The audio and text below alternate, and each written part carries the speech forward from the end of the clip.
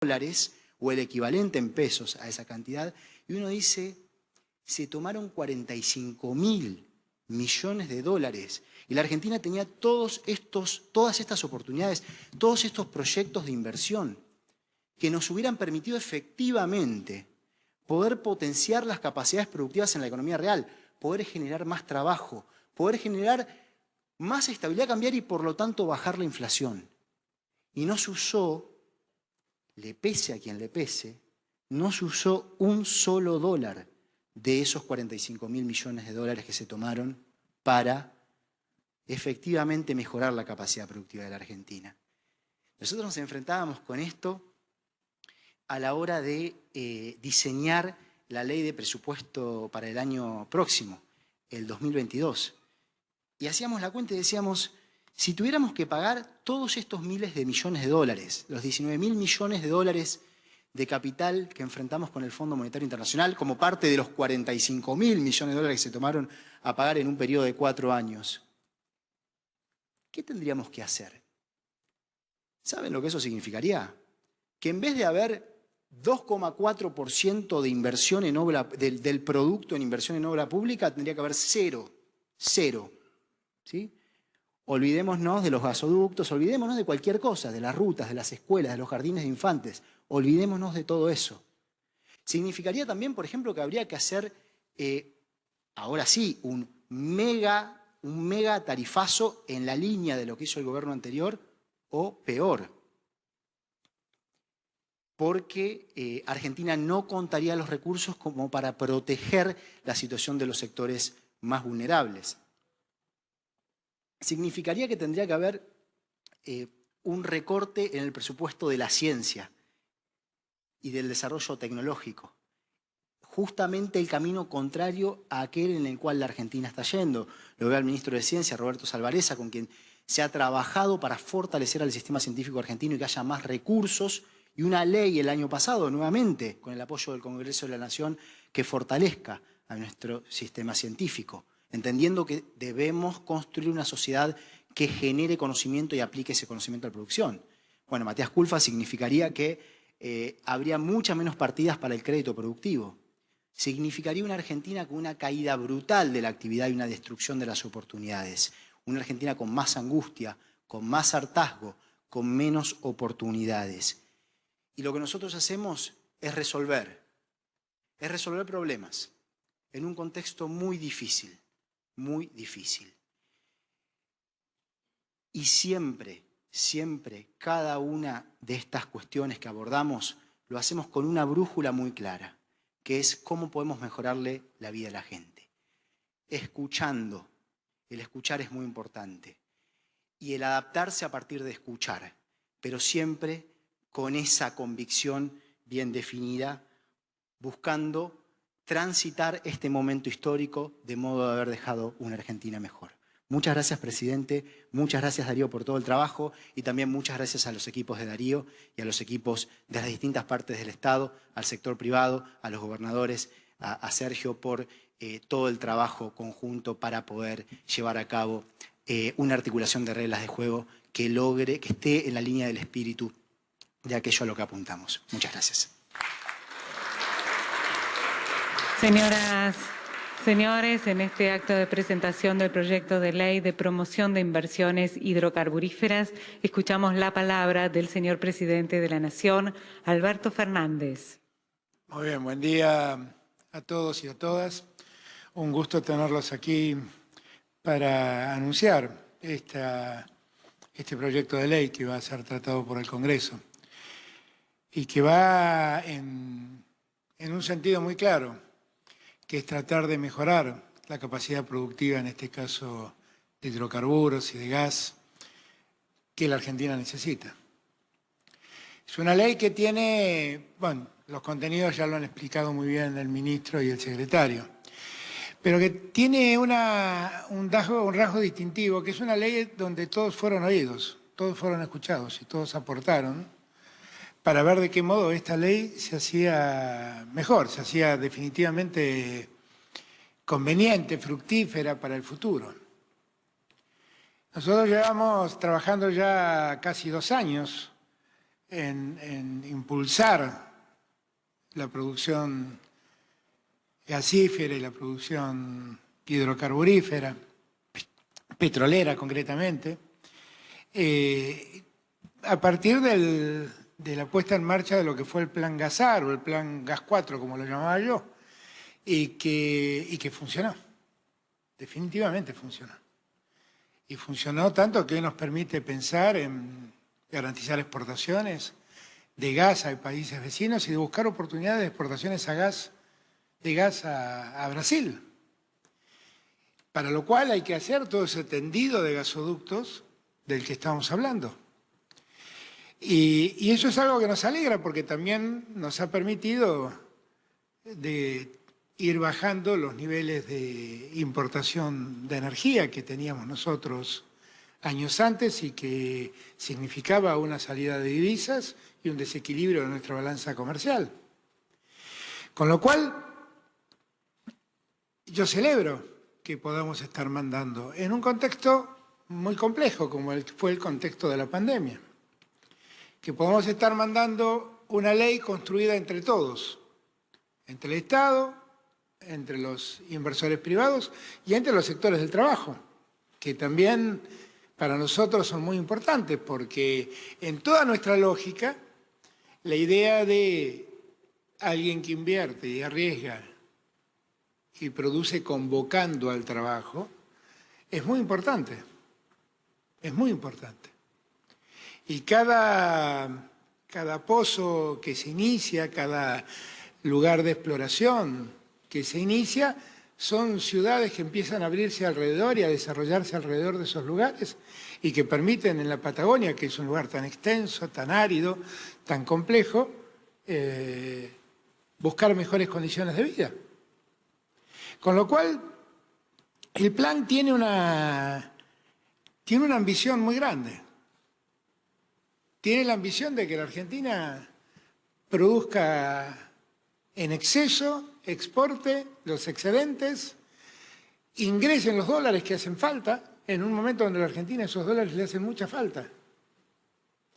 Y para eso hemos decidido dar certezas, para que nadie ande a ciegas viendo a ver cómo puede cambiar esto en los próximos meses o en los próximos años. Por eso es un plan que prevé 20 años de estabilidad en materia fiscal, y el que invierte conoce cuáles son las reglas que no serán alteradas. Y son reglas además que son beneficiosas para el Estado, o sea, son condiciones fiscales que son beneficiosas para el Estado también. O sea, el Estado puede garantizar esa estabilidad y también beneficiarse con esa estabilidad. No renunciar a buscar recursos donde los necesita. Tiene todas las condiciones de las que habló Darío, no solamente ver cómo de algún modo se regula estos reservorios que quedaron vacíos de gas y sirven de depósitos de gas. Lo miro allí al amigo Bulgeroni y al amigo Ernequian, que no sé por dónde anda, pero allá lo veo, y que ellos tienen adelante, han llevado un proyecto muy importante también de reservorios de gas que fueron antiguos pozos, que han quedado vacíos y que hoy sirven de reservorios. Y eso había que reglamentarlo, como hay que reglamentar mejor y establecer claramente las condiciones offshore que le van a permitir a Buenos Aires ser una provincia petrolera, que es lo único que le falta. Dice serlo porque tiene todo el refinamiento, pero bueno, le falta sacar petróleo y estamos viendo ahí en las costas atlánticas, si cerca de las costas atlánticas hay la posibilidad de sacar petróleo offshore. Todo eso está reglamentado en esta ley, que es una ley que ha permitido abordar absolutamente todos los temas de producción petrolera y gasífera. En un tiempo también donde tenemos que garantizar la sustentabilidad de todo esto. Porque para nosotros el cuidado del ambiente no es un tema retórico, es un tema que nos preocupa y con el que estamos profundamente comprometidos. Por lo tanto, toda esta producción tiene que hacerse preservando el acuerdo social y y la sustentabilidad ambiental. Y tenemos que ir viendo cómo también se van incorporando las nuevas formas de energía sustentables, no extractivas, que seguramente serán en el futuro las energías de reemplazo, cuando las reservas del mundo por ahí empiecen a fenecer, poder contar con las energías eólicas, con las energías solares y ver de ese modo cómo poder seguir adelante el desarrollo productivo. Yo celebro que lo hayamos podido hacer esto también en un tiempo muy difícil para nuestra economía, con lo cual para nosotros es una gran apuesta como Estado y como Gobierno lo que estamos haciendo. Recién hablábamos con Martín porque hoy tenemos que presentar el presupuesto y la verdad es que presentamos el presupuesto dando por cierto que el año que viene no tenemos que cumplir compromisos externos.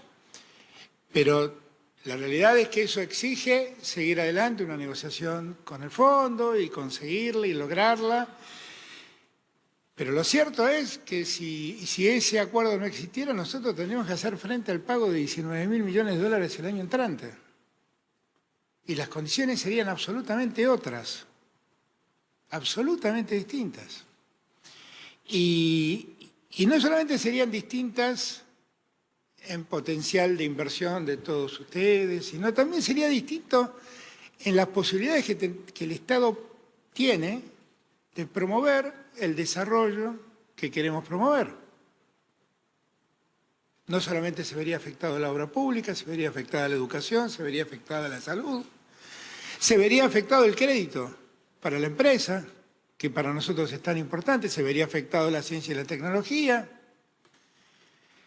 En ese contexto tan complejo, tan difícil, nosotros quisimos dar certidumbre en esta materia.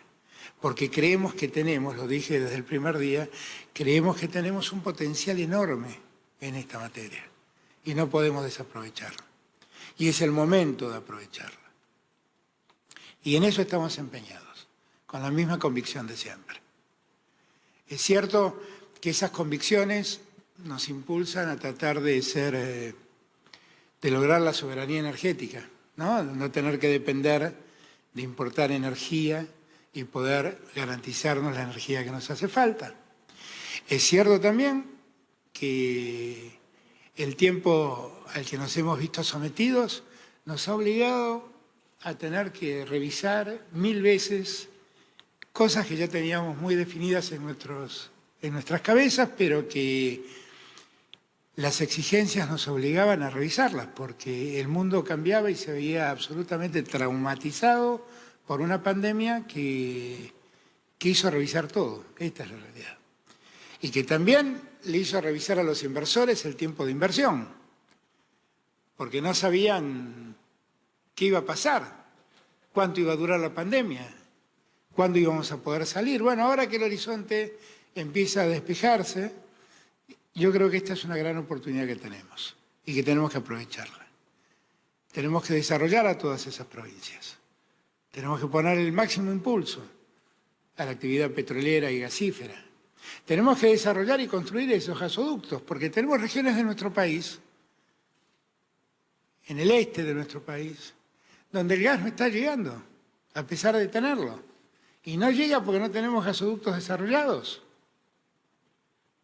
Y eso a nosotros nos tiene que preocupar, y mucho nos tiene que preocupar. Porque no es una parte mínima de la Argentina, es una parte importante de la Argentina, y de la Argentina productiva.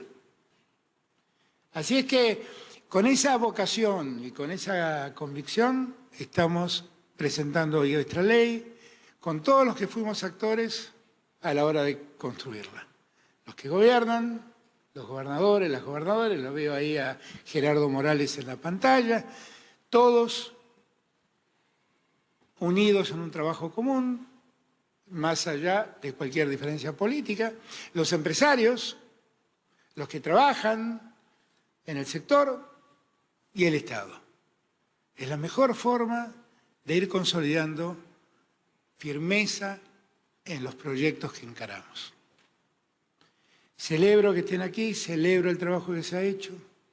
Vamos a pedirle a los diputados y senadores que tan pronto puedan empiecen a tratar este tema. Y les agradezco a todos y todas su presencia. Tenemos por delante una Argentina que poner de pie y en eso estamos. Y hoy, con esta decisión que estamos tomando, la estamos poniendo un poco más de pie. Gracias a todos y todas. De este modo, con la...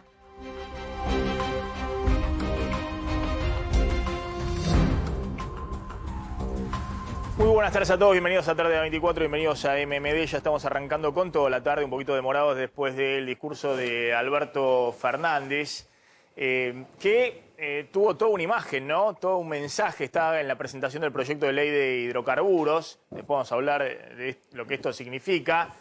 Pero la imagen de Alberto Fernández con Martín Guzmán al lado y dándole la palabra durante varios minutos al ministro de Economía, Martín Guzmán, para que explique bueno, de qué se trata la ley de hidrocarburos y al mismo tiempo Guzmán hablando un poco de cuál es su política macroeconómica, el tema de la sustentabilidad. Este no es el tema, ¿no? Vamos a arrancar con nuestro programa, que es el tema principal. Obviamente tiene su importancia, la ley de hidrocarburos la vamos a contar en un ratito, pero el tema principal es que hay una presión feroz por desplazar. Busquemos un poco la imagen de Guzmán hablando hasta recién, porque ese ministro que estuvo hablando hace un ratito, no sé, por espacio de 15, 20 minutos, hablando de que está con una política económica que busca sustentabilidad y demás, es el ministro que está sufriendo una presión feroz porque lo echen, porque lo tienen por la ventana. Y esa presión viene fundamentalmente de Cristina Fernández de Kirchner, Axel Kicillof y cada vez más voces dentro del kirchnerismo y del oficialismo.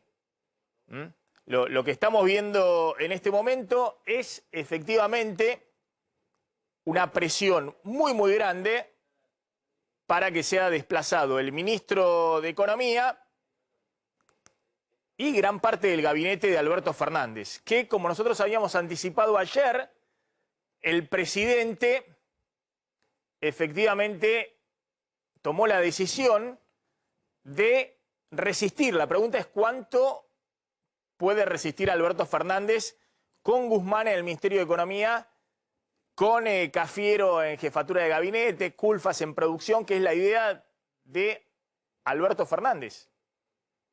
¿Cuánto puede resistir Alberto Fernández a la presión muy fuerte de Cristina Fernández de Kirchner para que echen a Guzmán y prácticamente a todo el gabinete y que haya de alguna manera una renovación importante del gobierno? Y no solamente el tema de echar al ministro de Economía, que hoy, en línea con lo que decíamos, la decisión que había tomado Alberto Fernández, obviamente lo ratifica Alberto Fernández, por eso lo pone encabezando el acto de la ley de hidrocarburos.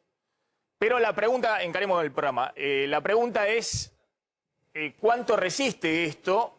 Porque la única que falta que hable explícitamente, que quiere una renovación total del gabinete, empezando por Guzmán, y un giro en la política económica, es la propia vicepresidenta, que ha enviado esas señales por todos lados. Ahora lo van a ver, ha enviado esas señales por todos lados. En primer lugar, porque esta mañana se conoció, estaba ahí en primera fila Axel Kicillof, que obviamente ahí juega total en tándem con Cristina Fernández de Kirchner. Se conoció que Axel Kicillof le pedía la renuncia a todo su gabinete, ¿no? O al revés. Se anunció que todo el gabinete había puesto a disposición del gobernador de la provincia de Buenos Aires su renuncia. Esto lo manifestó la secretaria de Gobierno, Teresa González, y que el gobernador iba a evaluar con quién se quedaba y con quién no de los ministros. Una señal muy clara, y no es la primera, de que un sector del gobierno, Cristina, Kicillof, creen que es momento para dar señales fuertes de que tiene que haber una renovación desde el punto de vista del gabinete. El día anterior lo había hecho Alicia Kirchner en Santa Cruz. Después vamos a hablar de Santa Cruz, la cuna del kirchnerismo, donde el oficialismo recibió una paliza enorme, perdió por 12 puntos, y eso llevó a Alicia Kirchner a pedir la renuncia de absolutamente todos los miembros de su gabinete, incluso segundas y terceras líneas. Pero hoy la noticia fue el mensaje que envió Axel Kicillof. Y a esto se suma mensajes fuertes también ya de personajes de otro peso. Andrés El Cuervo Larroque, el ministro de Desarrollo Social de la provincia de Buenos Aires, alguien de estrechísima confianza, no solamente de Kicillof, sino también de Máximo Kirchner, que salió también con todo a decir que en estos momentos, ya hablando de la gestión nacional, es necesario renovar el gabinete. Tenemos ahí la declaración de Larroque, que es necesario renovar el gabinete, que se había hecho eso en la gestión de Cristina en el 2009 y el 2013, y que ahora también hay que hacerlo. Mensajes todos para Alberto Fernández. En 2013 y 2009 vivimos unas situaciones muy difíciles y siempre salimos con política, con la gente y con medidas en lo económico y social. Y después agrega Andrés Larroque, un hombre, diríamos, después de Máximo Kirchner, el hombre de la cámpora con más peso. En 2009 entraron Aníbal Fernández y Amado Boudou a jefatura de gabinete y en economía. En 2013 entraron Coqui Capitanich y Axel Kicillof a economía. Son cosas que requieren que reaccionemos con reflejos y escuchemos a la gente. Clarísimo, digamos. Larroque planteando lo que plantea Cristina, lo que plantea Kicillof, que el presidente debe cambiar su gabinete. Y a esto se suman otras manifestaciones. Ayúdenme rápidamente con las placas, así podemos avanzar un poquito con el programa e ir con los análisis. Porque esto es lo que había dicho Teresa García, la ministra de Gobierno de Kicillof, al anunciar que todos los ministros de Kicillof, incluido ella, le habían presentado la renuncia y la ponían a disposición de Kicillof. Nosotros hemos puesto a disposición nuestro lugar de responsabilidad al gobernador y el gobernador tendrá de tomar la decisión de elegir con qué equipo quiere seguir. Ninguno es imprescindible, todos somos reemplazables. Obviamente Teresa García hace esto con la anuencia de Kicillof. Es más, Kicillof hace esto, que le dice a Teresa García que salga a mostrar que todo el gabinete provincial de la provincia de Buenos Aires, donde se sufrió una derrota también muy grande por parte del oficialismo, presentaron su renuncia. Es decir, señales que le envían a la Casa Rosada. Y sin embargo, Alberto Fernández recién se muestra con Martín Guzmán, el principal cuestionado, además Culfas, el ministro de Desarrollo Social, y otros funcionarios que están en la mira y a los cuales parte del gobierno le están pidiendo directamente la renuncia. Pero nosotros habíamos contado acá que el lunes tomó una decisión el presidente de bancar a Guzmán y a los ministros cuestionados. Pero la pregunta es cuánto puede resistir, porque en las últimas horas se han multiplicado las presiones. Obviamente lo que diga Boudou no tiene ninguna relevancia, el ex vicepresidente condenado por la causa Chicón y demás, pero sí tiene relevancia la respuesta que le dio Matías Culfas, uno de los ministros cuestionados.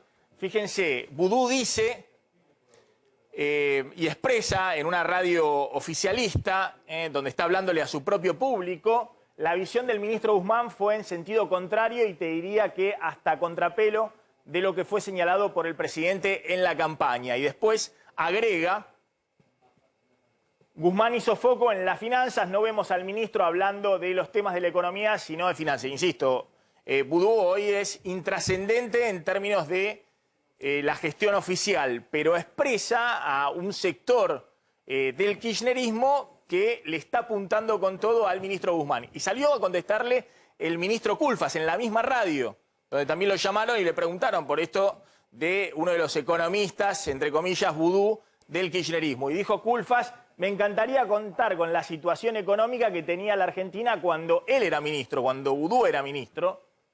Había claramente una situación fiscal externa y de reservas en el Banco Central distinta. Es decir, ratificando tanto Culfas como hace un ratito Guzmán, que no hay mucho margen para la política económica y que la prioridad en este momento, porque es la discusión de fondo, debe ser, como decía Guzmán, cuidar los equilibrios macroeconómicos, hacer sustentable la recuperación económica, no pensar tanto en los próximos 60 días, sino pensar cómo se hace después, para los 2 años que le quedan a esta administración, y no tener una crisis mayor.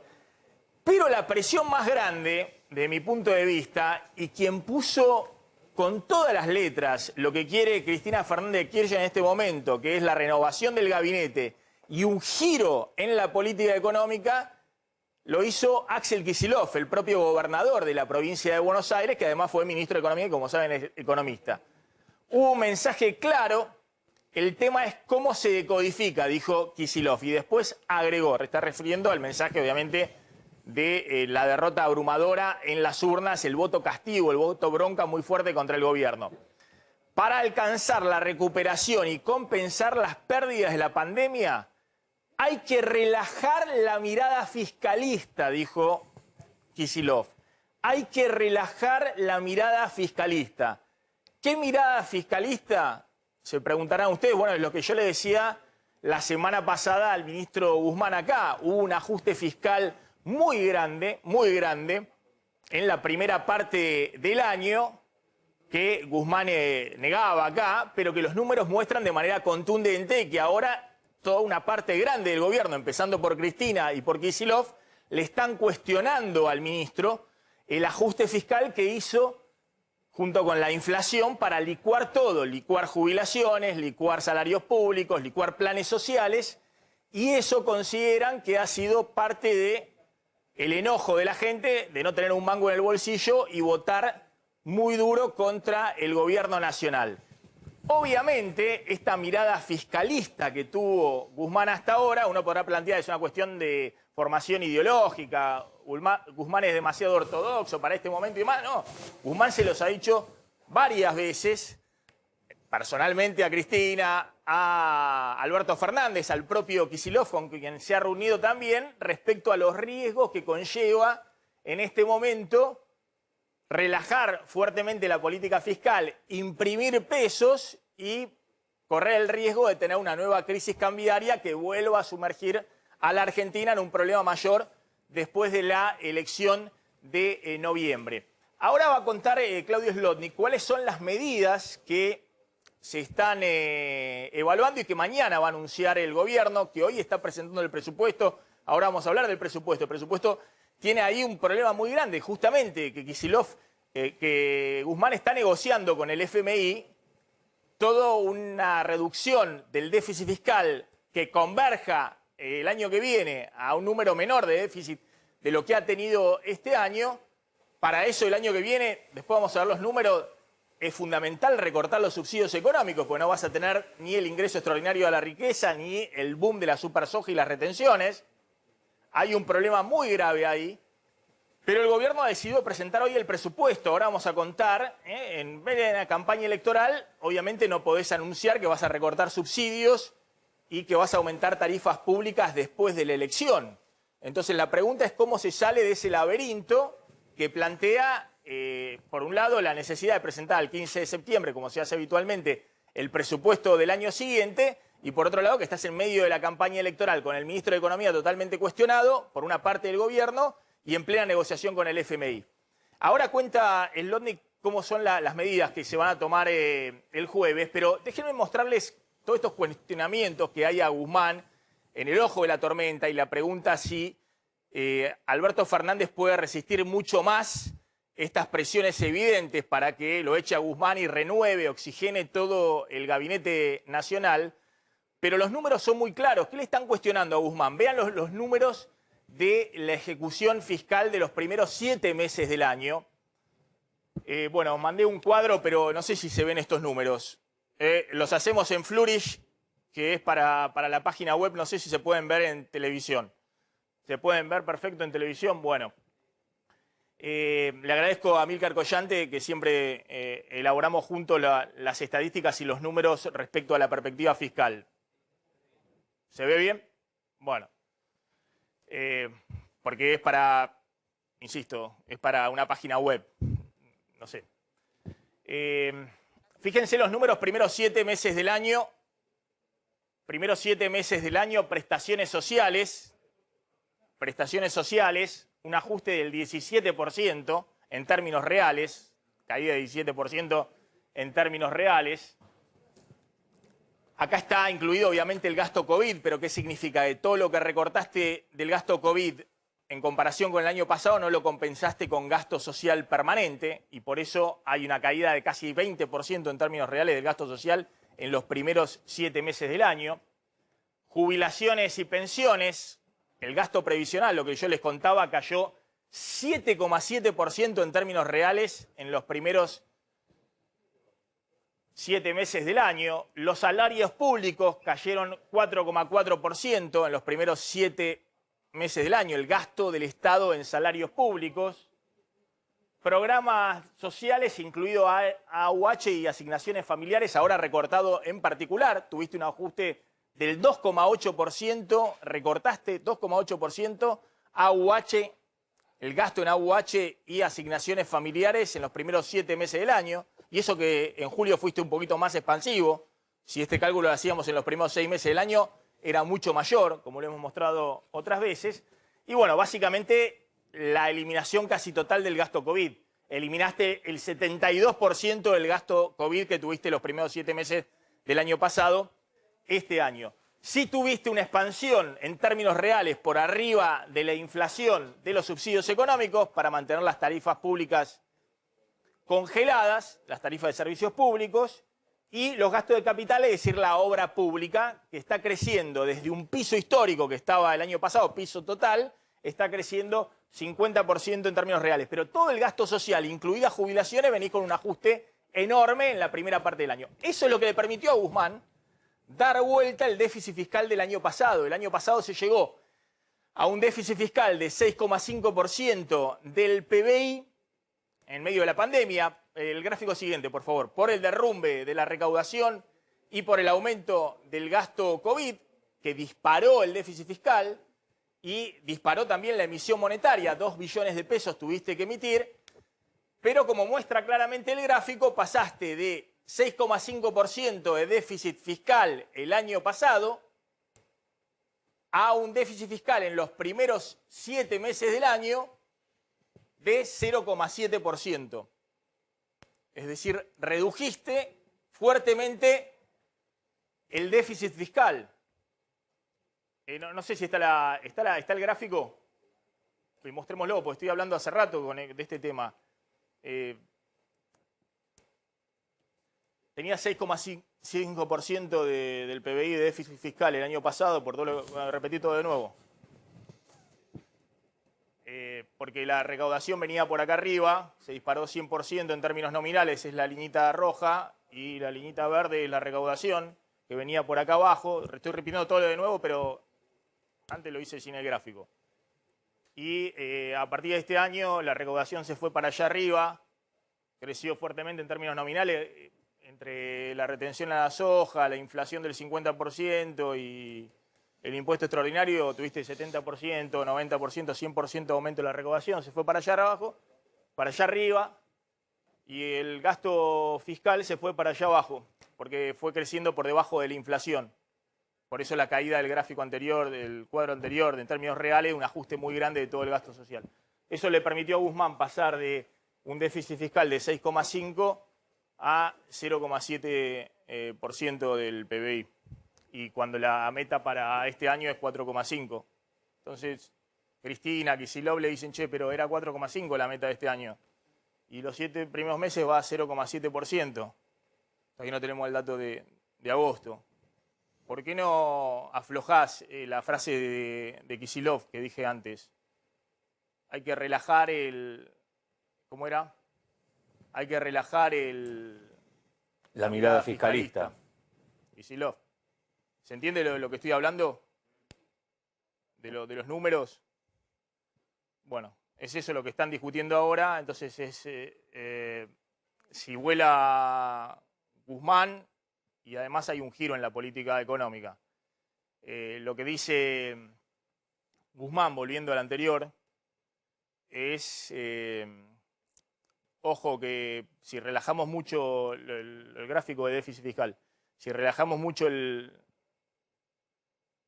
ajuste fiscal, es decir, si disparamos esta curva para arriba de gasto público, y incrementamos mucho este déficit fiscal, como solo se puede financiar emitiendo pesos, ojo que esto puede generar una crisis todavía mayor de disparada del dólar y demás. Está Antonelli y Carlos Fara. Gracias a los dos por atendernos, muy amable.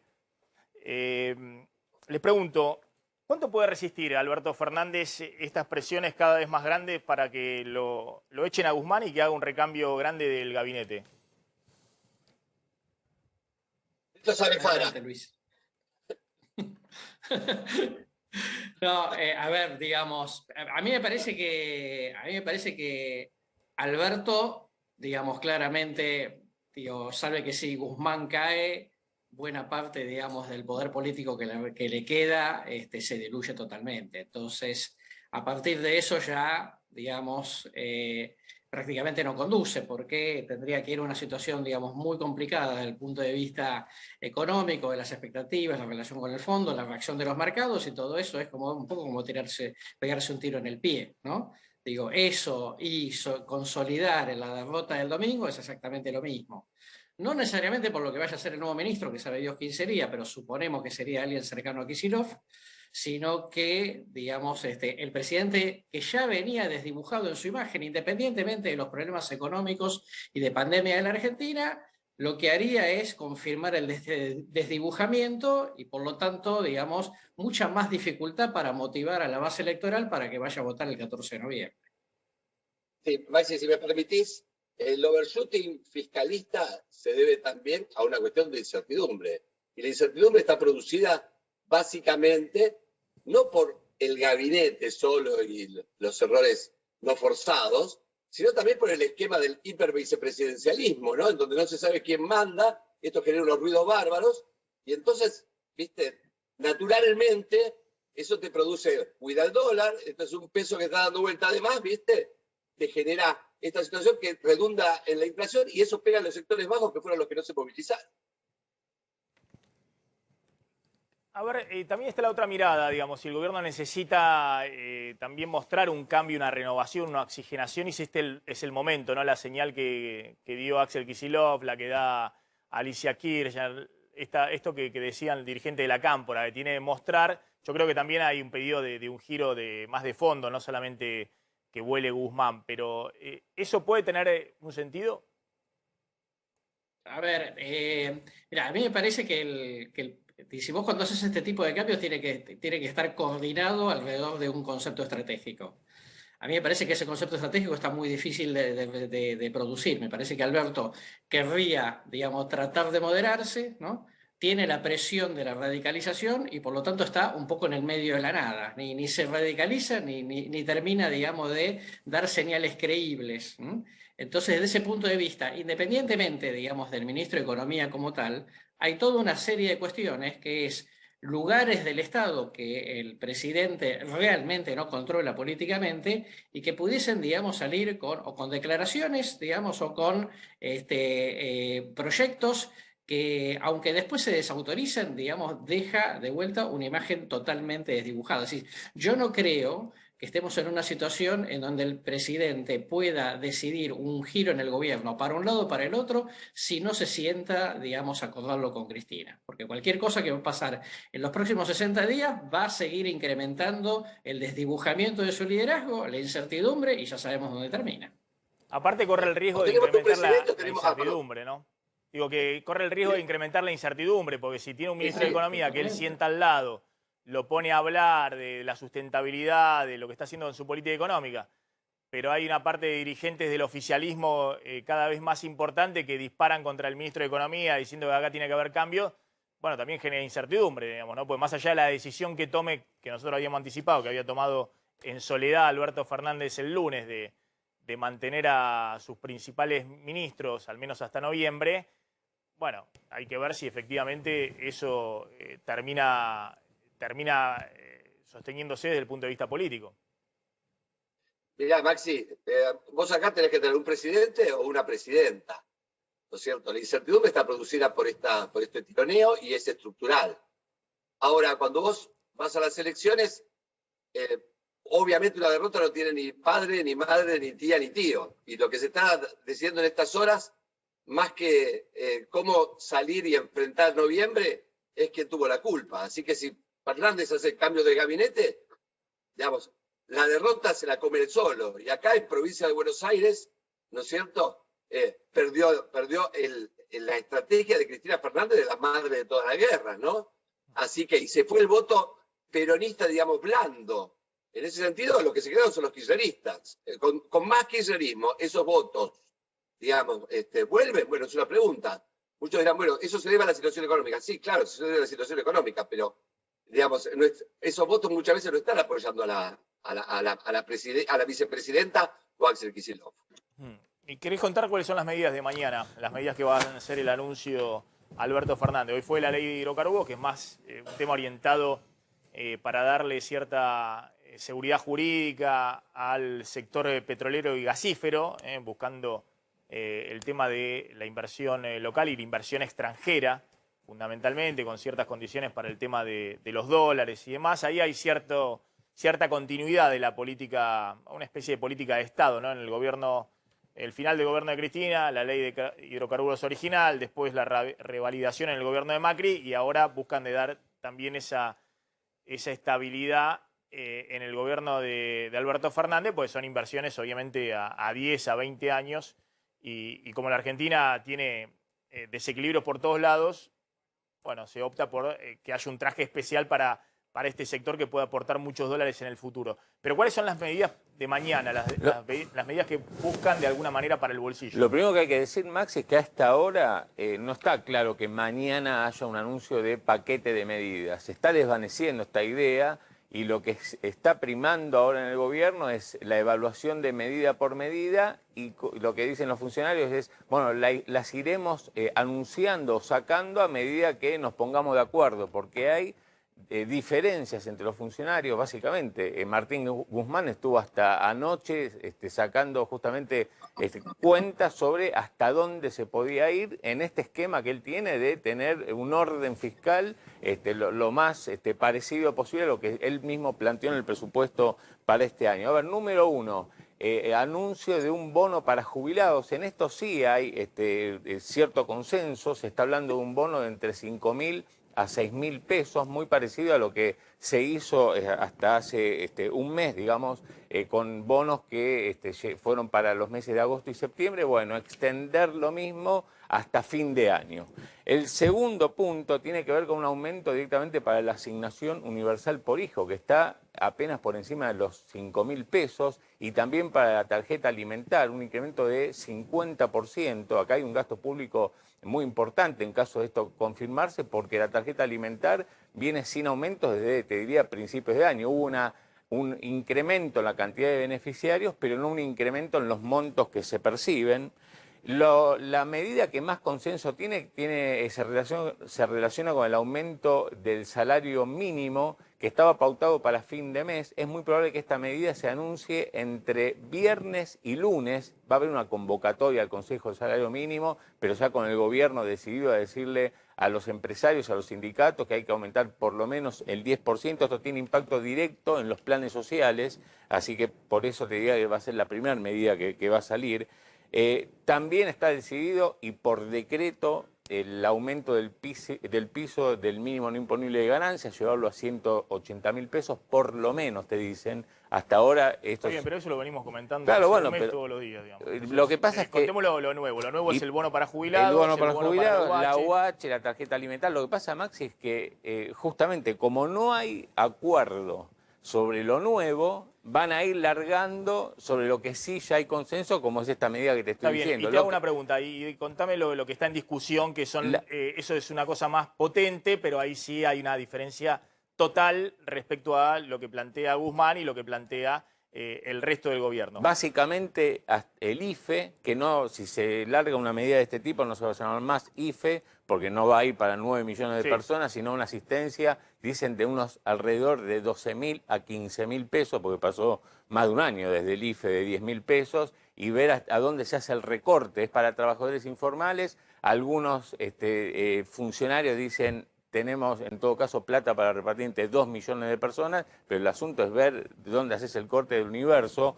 Un bono por decreto. Y el tema más controvertido es, obviamente el Estado puede dar lo bueno que quiera y demás en el sector público. Si por decreto van a forzar aumentos en el sector privado o no. como lo hizo Kirchner en el 2013-2005, cuando todavía no se movían las paritarias, pero la situación era terriblemente distinta. Es decir, las paritarias no se movían y habían quedado muy atrás los salarios, porque la tasa de desempleo venía de la crisis de 2002 por muy arriba, y las empresas estaban con un margen enorme porque habían licuado todo el gasto salarial y estaban creciendo con nivel de actividad, incorporando trabajadores y demás. Un escenario completamente distinto al actual, donde están las empresas saliendo de la megacrisis, muchas estuvieron cerradas y demás, sobre todo el sector pyme y demás. Entonces, pero está en discusión eso, sí, por decreto, como fue el único periodo, fue el único. No, Alberto Fernández también puso un aumento por decreto en las empresas del sector privado y lo pusieron como a cuenta de las paritarias que empezaban a discutirse en el 2020. Y después, obviamente, las empresas, algunas lo tomaron. Antes de la pandemia, fue antes de la pandemia. Fue antes de la pandemia. Antes de la pandemia. Apenas asumió. Entonces, lo que pasa es que también es distinto el contexto actual con quiebras de empresas que pierden plata, con el principio del gobierno de Alberto Fernández. Y la otra cuestión, que ya es menor a esto que estamos charlando, pero que también está en debate, es si va a haber crédito a tasa cero, no solamente para monotributistas, sino también para empleados en relación de dependencia. Es más chiquito, digamos. Imagínate que hasta ahora se dieron crédito a tasa cero para monotributistas, van 200.000 créditos. Pero bueno, quieren extenderlo, algunos por lo menos, a los empleados en relación de dependencia. Ahí también tenés gasto fiscal y el tema de si Guzmán, y Alberto Fernández básicamente, dice, bueno, hasta acá vamos, hasta acá no, digamos, son los límites fiscales. ¿Qué margen de acción tienen? Bueno, a ver, ¿qué incidencia puede tener esto desde el punto de vista de la elección de noviembre? Le preguntamos a Fara y a Tonelli. Mira, yo creo, estas medidas siempre son, como yo te diría, condición necesaria, no suficiente. Básicamente el presidente lo que tiene que hacer es como tratar de cambiar el clima de expectativas. Más allá, digamos, de lo concreto de los aumentos o los aportes. Me parece que es como que está en el manual. Pero esto no necesariamente, digamos, va a cambiar mucho la expectativa. Es mejor que esté que no esté, no puede dejar de hacerlo, ¿no? Digamos, va de cajón, pero no le otorgaría, digamos, como mucho impacto, ¿no? Precisamente porque, digamos, Argentina tiene, o digamos, buena parte de la población tiene una expectativa negativa sobre el futuro. Y esto es un parche como para... A ver, pasar, un segundito. Después vamos a ir al móvil de la Sí, Rosada, que acabamos de poner a Alberto Fernández toda la primera parte del programa. Lo que me interesa también hablar con ustedes es el tema de dónde puede el oficialismo conseguir algo adicional, ¿no? Conseguir algo adicional. Para completar esto que dijimos de los aumentos que van a dar y demás, más allá de algunas cosas que son más controvertidas, hay que ver la magnitud que tiene. Por ejemplo, el tema del IFE, que por algo Guzmán lo suspendió desde agosto del año pasado, ¿no? O el tema de un bono para un aumento por decreto para los empleos públicos. Los empleos públicos están, pero atrás de todos los aumentos salariales en los últimos 4 años, y se licuó el gasto, tiene margen para hacerlo fiscalmente, no tiene problema ahí Guzmán de hacer algún aumento adicional para los empleos públicos que no tenga demasiada incidencia fiscal con el colchón que tiene en la primera parte del año. Distinto es el tema de aumento en el sector privado, la conflictividad que eso puede generar. Lo pueden, qué sé yo, armar como un adelanto de paritarias y demás, pero eso ya se viene negociando, los aumentos de paritarias. Sería algo por encima de los aumentos que ya se están cerrando en estos meses de paritaria. Eso puede ser más complejo. Ahora, lo que quería mostrar cuando decía del tema de la estabilidad, de por qué Guzmán insiste con el tema de que sea esto sustentable, mostremos el gráfico ese de déficit fiscal que se achicó. Obviamente hay un margen para que puedan incrementar el gasto público y puedan eso financiarlo con emisión monetaria. El tema es cuánto, el tema es en qué magnitud es eso, porque Guzmán quiere cumplir la pauta de 4,5 del presupuesto para este año e incluso menos, porque se da cuenta que esa pauta de déficit fiscal hoy no soporta con la incertidumbre que hay estos niveles de brecha cambiaria. Es decir, se da cuenta de que si el déficit fiscal no es 3,5, menos de lo que dice el presupuesto, bueno, hay un riesgo grande de una crisis cambiaria adicional. Pero el problema que tiene Guzmán no es solamente ese, que lo que tenga que emitir de pesos que está en la placa siguiente, lo que viene emitiendo, ya emitió 880.000 millones de pesos en lo que va del año, solo en septiembre van 140.000 millones de pesos emitidos. El problema no es ese, de la emisión monetaria, sino el problema es que tienen estos 3 meses, además, vencimiento de deuda por 1 billón de pesos, vencimiento de deuda en pesos del Tesoro Nacional. Y todo lo que no renueve esa deuda, obviamente se va a correr al dólar, porque son inversores, como lo dijo Guzmán, algunos inversores extranjeros, otros inversores locales que van a correr al contado con liquidación y demás. Entonces, el problema no es lo que vos emitís y que parte de eso que vos emitís, la gente con los pesos no compra y no consume, sino que partecita puede ir a correr al dólar. El problema es que en los vencimientos de deuda que vos tenés, los que te tienen que renovar la deuda digan, estos se van a pasar de rosca, están desequilibrando todas las cuentas, no le renuevo nada a la deuda, dame los pesos que te los emita el Banco Central, dame los pesos porque yo no te voy a renovar la deuda en pesos, y que esos fondos de inversión te corran al dólar. Ese es el problema que tiene Guzmán. Digamos, no es solamente lo que Guzmán decía siempre, bueno, si nos pasamos de rosca con la emisión, no es que el jubilado va a correr a comprar dólares si le das un bonito más, un bonito menos, o que el que le pagás la UH vaya a correr al dólar con, pues no le sobra nada, digamos, y no llega a fin de mes. El problema es que vos tenés una montaña de pesos que se están renovando todo el tiempo por parte de inversores que están mirando las cuentas fiscales para decir te lo renuevo o no te lo renuevo. Y si no te lo renuevan, tenés que emitir los pesos y el tipo inmediatamente va y te corre el contado con liquidación, como ha ocurrido durante todo este año en varias oportunidades. Y fíjate, hoy el mercado está un poco atento, digamos, tomando nota de esto mismo, por eso el dólar blue en este momento ya está otra vez cerca de 186 pesos. Entonces es un equilibrio muy delicado. Les pregunto una última vinculado con este tema de ¿qué chance hay de dar vuelta a la elección por parte del oficialismo? Ahora vamos a mostrar algunos datos y los podemos poner ahí respecto a la ilusión que tiene el oficialismo, que hubo mucha gente que no fue a votar y que esos que no fueron a votar pueden ser votantes desencantados o enojados del oficialismo que pueden ir a votar en noviembre. Mira, Maxi, es claro que cuando vos mirás los números, la oposición sacó más o menos los mismos números que sacó Vidal en el 2019. O sea, no hubo traslación de votos, como varias veces lo dijimos aquí, ¿no?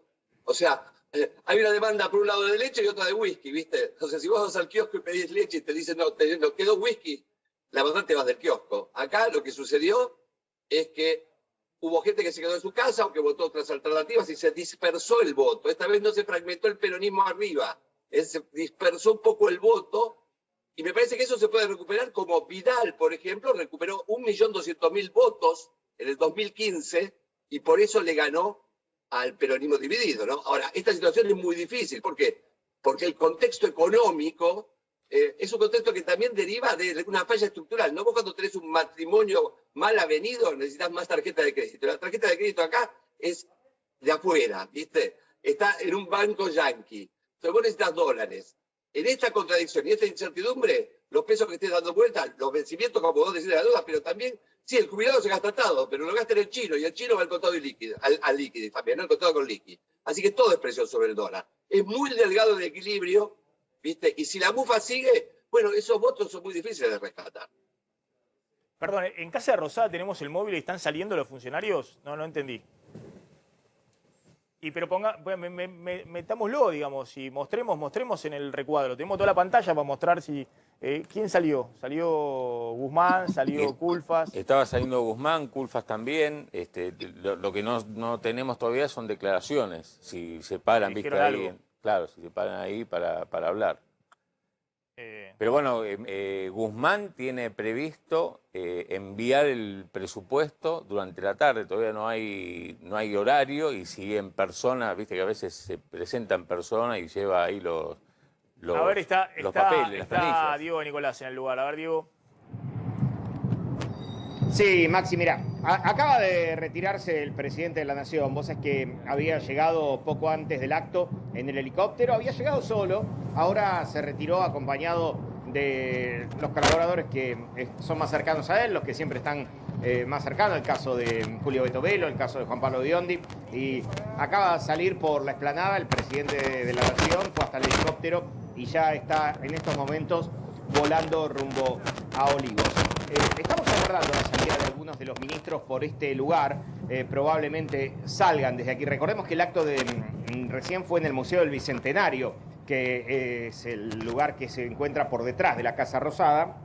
Algunos de ellos salieron del Museo del Bicentenario, ingresaron a la Casa Rosada, pero por ahora no han salido desde aquí. Habitualmente Martín Guzmán lo que hace es salir, caminar frente a la explanada y cruzar hacia el Ministerio de Economía. Pero bueno, todavía no se ha dado esa situación. Cualquier novedad, Maxi, volvemos a tomar contacto. Perfecto. Si llegan a salir ahí Guzmán o alguno cruzando ahí al Ministerio de Economía, que es el ministro pongámoslo por favor en el aire o un recuadro, lo que fuera, lo metemos y mostramos qué está pasando con Guzmán. Fíjense la participación de las PASO. Hay una placa anterior a esta que es el tema de cómo ha sido la participación en las PASO desde que se crearon las PASO. La primera elección con PASO fue la del 2011, ¿no? Es la primera elección con PASO, una elección presidencial. Fíjense que todas las elecciones anteriores, la del 2013 es legislativa, la del 2017 es legislativa, obviamente la del 2019 es presidencial, pero hay una caída fuerte de la participación en esta última elección, 66%, 10 puntos por abajo de la PASO del 2019. Bueno, fue una elección presidencial, pero 10 puntos por abajo, es decir, mucha gente que no fue a votar. Incluso 6 puntos por abajo de la PASO del 2017, que fue una PASO legislativa, y 10 puntos por abajo de la PASO del 2013, que fue una PASO también legislativa.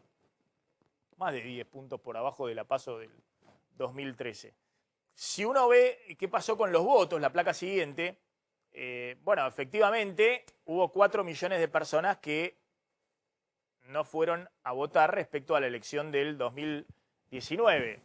Fíjense, 2019 en la general sacó, esto es la elección general, no la PASO ya, 47% del Frente de Todos y 39% Juntos por el Cambio, pero hubo una participación del 80%. La general, En esta PASO, el Frente de Todos sacó 31%, se derrumbó, es lo que se ve ahí, y Juntos por el Cambio sacó 40%, mantuvo prácticamente su caudal de votos. Pero la participación fue del 66%, es decir, hay una diferencia de más de 4 millones de personas que en la última elección general, es cierto, fue presidencial, fue a votar y ahora no fue. Y finalmente, fíjense la cantidad de votos que perdió el Frente de Todos. El Frente de Todos perdió, bueno, prácticamente 1.700.000 votos. Esto es en la provincia de Buenos Aires. Votos a diputado. Y Juntos por el Cambio ganó 300.000 votos. Es decir, pero el problema principal acá fue la debacle de la cantidad de votos que perdió el oficialismo y que no necesariamente se fueron a Juntos por el Cambio. Claro. Juntos por el Cambio mantuvo su caudal de votos. O no fueron a votar o se fueron a otras expresiones, tanto por izquierda como por derecha. Le pregunto a Fara y a Tonelli, ¿hay alguna chance de que esta ilusión que tiene el oficialismo, bueno, lo que pasa es que muchos de los que no fueron a votar ahora pueden ir a votar en noviembre y tal vez se puede dar vuelta a la elección? A ver, pero yo considero así que le toca a Fara. No, seguramente va a ir a votar más gente, está claro. Me parece que además las dos fuerzas van a estar interesadas en que vaya más gente, el oficialismo por todo lo que vos estás contando, pero también, digamos, Juntos, porque hace siempre mejor elección en la general que en las PASO. Con lo cual es probable, digamos, que ajustando las clavijas el oficialismo lleve a votar más gente, pero también eso se puede ver compensado, digamos, por el voto independiente no politizado que habitualmente va a la general y se vuelca más por Juntos por el Cambio.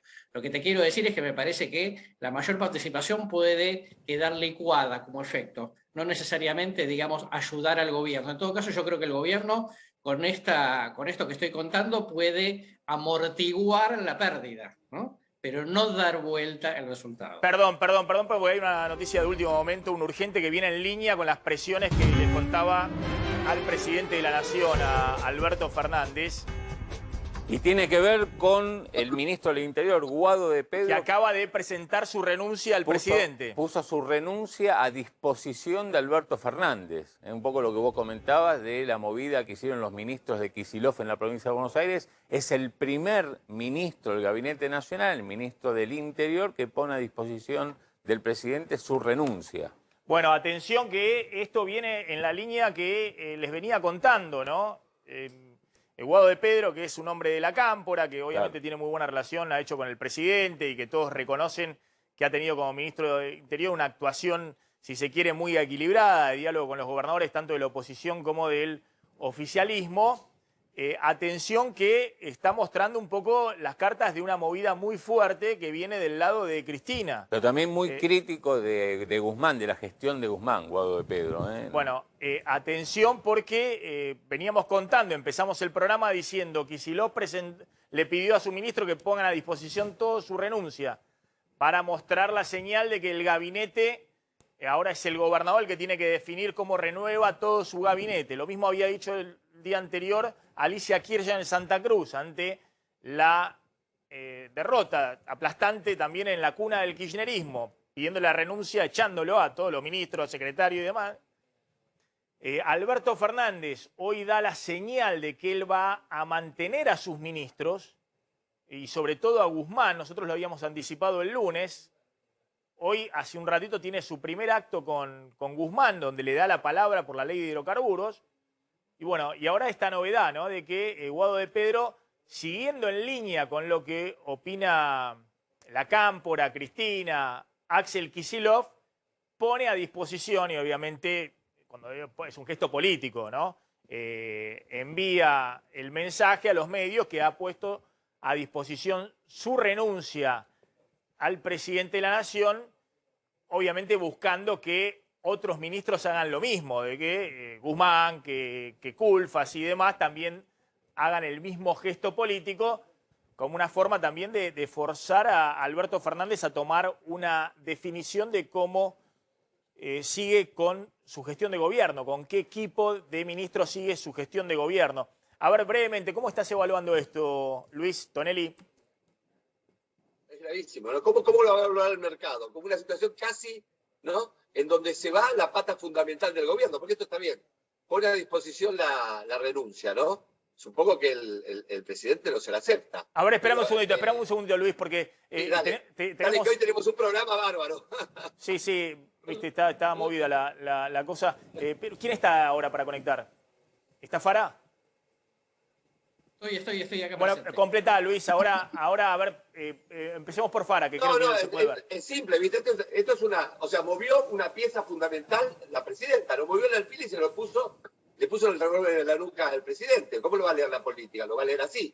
Entonces, ¿qué hace el presidente? Si, digamos, le acepta la renuncia a todos los ministros, es un golpe de la vicepresidenta, ¿no? O sea, se están acelerando la interna muy fuerte. Y por un lado es lo que tiene que pasar, ¿no? Porque esta situación de indefinición del esquema hipervicepresidencialista llevó todo este tema, ¿no? Ahora vamos a ver cómo reacciona el presidente. Si golpea sobre la mesa y mantiene a todos sus ministros, ¿no? Estamos en una situación muy similar a lo que ha pasado otra vez en la historia argentina. Carlos, ¿cómo interpretar? Ojo que yo dije el lunes, el presidente había tomado la decisión de sostener a sus ministros, empezando por Guzmán, y le presentaron incluso sus propios colaboradores, les presentaron distintas alternativas. El presidente dijo, no, por ahora no, por ahora sigo acá. Estaba muy convencido de eso. Pero nosotros dijimos, ojo que esto tiene el riesgo, si no lo conversaron y no lo habían conversado, no lo había acordado con Cristina, había sido una decisión del presidente el lunes. Ojo que esto tiene el riesgo que la interna se acelere y si no lo dirimen en una conversación civilizada y consensuada con la vicepresidenta, esto puede exponerse en público y obviamente puede tener un costo mayor también para el presidente. Carlos, ¿cómo estás viendo esto? Esta movida que es evidente, Santa Cruz, Buenos Aires con Kicillof y ahora Guado de Pedro. Sería el operativo clamor de las renuncias, digamos, ¿no? Porque básicamente yo te diría, primero es el primer mensaje, es decir, pedirle la renuncia a todos tendrían que hacer lo mismo que estoy haciendo yo, es el mensaje de Guado de Pedro, con un agravamiento, ¿no? Que después cuando dice, bueno, todos presentaron la renuncia, no se, digamos, confirmásela a Guzmán o confirmásela al jefe de gabinete, a cualquier otro, y con un riesgo mayor, que sea que todos presentan la renuncia y finalmente Guado de Pedro dice, bueno, mire, la verdad es que yo me voy, ¿no? Con lo cual ahí le produce una especie de crisis de vacío descomunal. Bueno, atención, ¿no? Atención porque me dicen, a ver si podemos hablar ahora con la colega Rosario Yardi, se están precipitando los tiempos. Haceme de editor, como en crítica. Parece que hay un grupo de funcionarios del kirchnerismo duro en el gabinete que están presentando todos juntos la renuncia, en línea con lo que les decía que quería Cristina. No solamente Guado de Pedro, sino hay un grupo de funcionarios de distintos organismos, incluidos otros ministros, que están presentándole o poniéndole a disposición del presidente la renuncia y haciéndolo público como una forma también de forzar los cambios en el gobierno de Alberto Fernández. Ahora vamos a contar quiénes son. Carlos, discúlpame, completa. No, te decía que, bueno, la información que estás agregando va en esa línea, ¿no? Es rodearle la manzana al presidente, ¿no? Obligarlo, digamos, a tener que hacer alguna cosa. Y como volviendo al inicio del intercambio que teníamos, yo te decía, una alternativa, digamos, el presidente no puede moderarse, no quiere radicalizarse, por lo tanto dejo el statu quo. Como el presidente parece que quiere dejar el statu quo, entonces los ministros que responden a Cristina empiezan claramente a presionarlo al presidente para que haga alguna movida, haciéndolo casi quedar en ridículo, digamos, porque está claro que esto es fruto de la improvisación política y de que Alberto no termina de acordar algo con Cristina y entonces es pegarse un tiro en el pie de vuelta, es decir, los mercados van a reaccionar horrible, el dólar, digamos, va a estar incontrolable, eso va a traer presión inflacionaria, vas a terminar confirmando el resultado del domingo pasado. A ver, está la colega Rosario Ayardi. Rosario, gracias, muy amable por aportar esta información a esta hora en A24. ¿Qué información tenés, Rosario?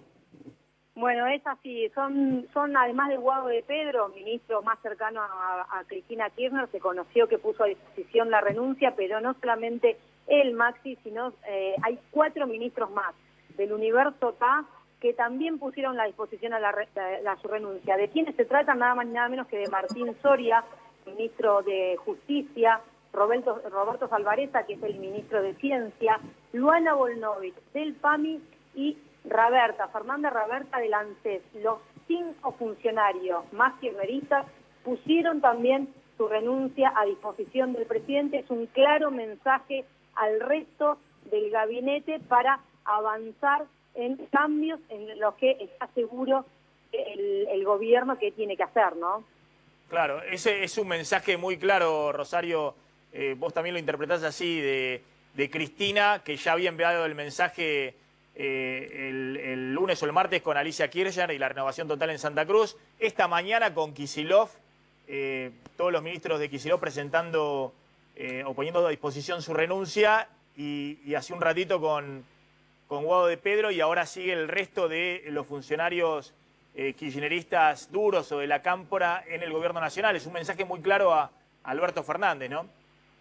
Sí, incluso hoy en la radio con Luis Novaresi en Radio La Red, también Teresa García diciendo y adelantando que también en el gabinete provincial de Axel Kicillof, después de Alicia Kirchner, habían también presentado las renuncias a los ministros que estaban a disposición del gobierno de Axel Kicillof, que también perdió la elección en la provincia de Buenos Aires. Me parece que son los 2 antecedentes en donde el kirchnerismo empezó a marcar que tenía que haber cambios y se dio de manera concreta ahora con el ministro del Interior, persona de máxima confianza de Cristina Kirchner, y los otros funcionarios, los otros 4, Soria, Salvarezza, Luana y Raberta, que claramente están identificados con el sector del kirchnerismo. Obviamente Rosario, no hace falta que lo explique yo, ninguno de estos ministros, ninguno o funcionarios presentaría la renuncia de esta manera sin consultarle antes a Cristina. De ninguna manera, incluso después de las PASO del domingo, hubo una reunión entre Alberto Fernández y Cristina Kirchner, pero también entre Cristina Kirchner en el Senado con Guado de Pedro, con Axel Kicillof, con Máximo Kirchner. No hay duda que esta es una estrategia diseñada por el kirchnerismo con Cristina Kirchner. Ayer hubo una reunión entre Cristina y Alberto Fernández. La verdad que lo que haya pasado así en 3 horas poco lo sabemos. No sabemos hasta dónde el presidente estaba advertido de esto. Yo estoy, mientras hablamos, estoy también en comunicación con otros funcionarios. Perdóname, Rosario, vos tenés que ayer hubo una reunión o un llamado entre Alberto Fernández y Cristina.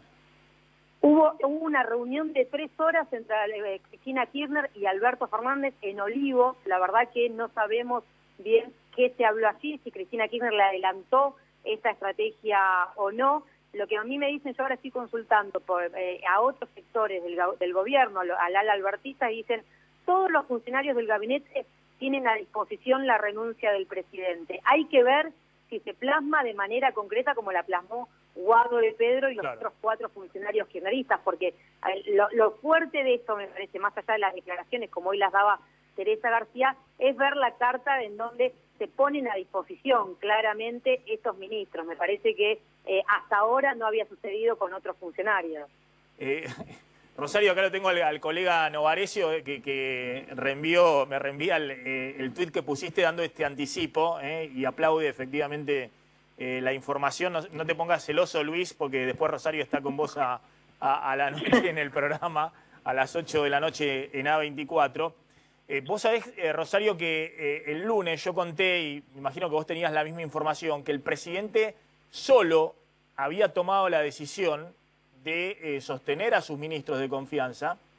Se había reunido, obviamente, con los demás confianza y les había transmitido esto, incluso con alguien que el presidente conversa, digamos, muy informalmente, y le había transmitido esto, de que la decisión era sostener a los ministros, empezando por Guzmán, pero también a Culfas, a Cafiero, y que era una decisión de él. Y también en esa reunión que había tenido con los más íntimos, el presidente había dicho, bueno, los voy a sostener y no los voy a cambiar, esta es una decisión mía, quiero retomar una senda de moderación en el discurso y demás, ¿no? Y alguien le preguntó, ¿y qué pasa si sale a cruzarte Cristina Fernández de Kirchner? Es decir, ¿qué pasa si en algún momento es la propia Cristina que pide la cabeza de Guzmán? Y Alberto Fernández decía que él los iba a sostener. La verdad que llama la atención este gesto de los ministros kirchneristas puros, digamos, de la Cámpora o que reportan directamente a Cristina, unos minutos después de que el presidente de la Nación se presentara con el tema de la ley de hidrocarburos junto a Martín Guzmán y le diera la palabra a Martín Guzmán para explicar no solamente la ley de hidrocarburos, sino su política económica. De hecho, Guzmán habló de que él está siguiendo una política de sustentabilidad para garantizar que el crecimiento el año próximo sea sostenible y demás. Llama la atención que el mensaje, después de esa presentación de Guzmán al lado de Alberto Fernández, sea este mensaje del kirchnerismo poniendo a disposición la renuncia de todos estos funcionarios.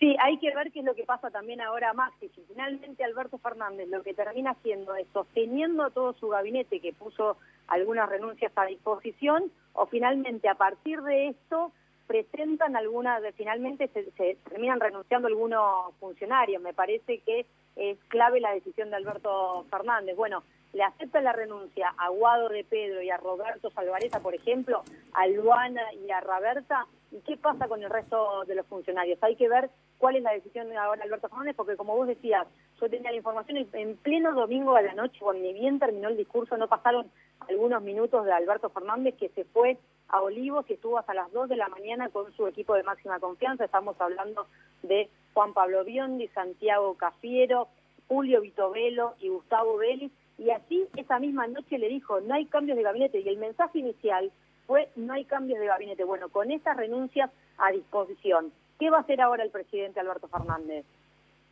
Bueno, sin duda, ese es el gran interrogante. Rosario Ayardi, gracias y felicitaciones por el anticipo. Cuéntenme, perdí un poquito de contacto. Sí, está